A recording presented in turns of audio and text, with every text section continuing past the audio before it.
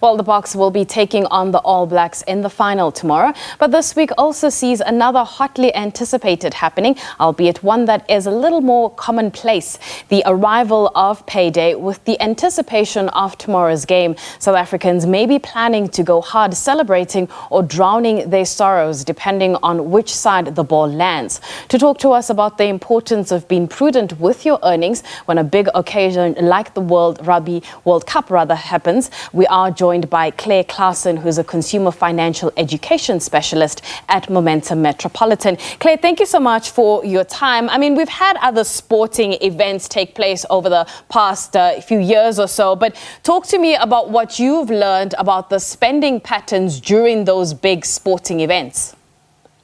Well, thank you very much for having me firstly. Good afternoon to your viewers.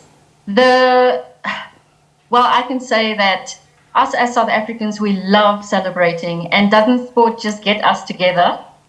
What normally happens is that we tend to overspend by making sure that we have enough drinks, enough meat for the braai, and we go on as though there's no tomorrow. So there's a word of caution to everybody to say that, yes, the rugby is amazing. I mean, we're playing against the All Blacks tomorrow. You can see I'm smiling because I think we're going to win.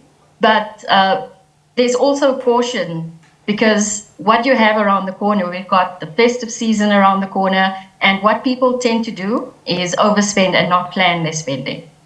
Let's talk about that overspending. You touched on it a little bit, talking about drinks and, food that one would consume on such occasions. But what else do people overspend on here? Well, I would think going to party. If you want to celebrate, there's also a way to celebrate at home. You don't necessarily need to go out to a restaurant with a bunch of friends or to the local pub, although it is a wonderful occasion.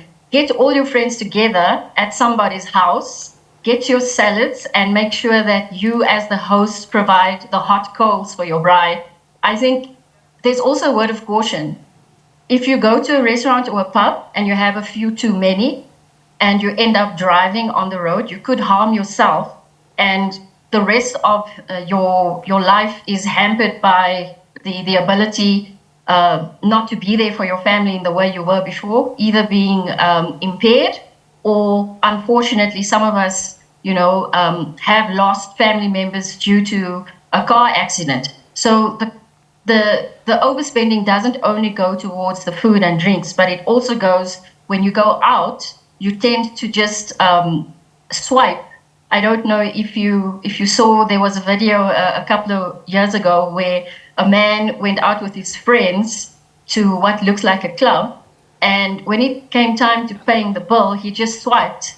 When he went back to the car, he started crying because he overspent. That's also something that we overspend on, and buying the fan memorabilia, it's quite expensive to purchase that rugby t-shirt or the flags.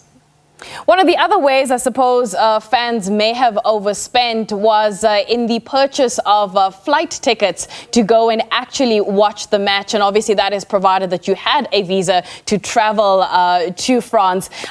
What do you take into consideration if you have done that and you possibly are watching this interview? The next 48 hours could be quite interesting looking at that exchange rate to the rand. Oh my word, yes. I didn't even think about that because as South Africans, can you afford to do that in this economy?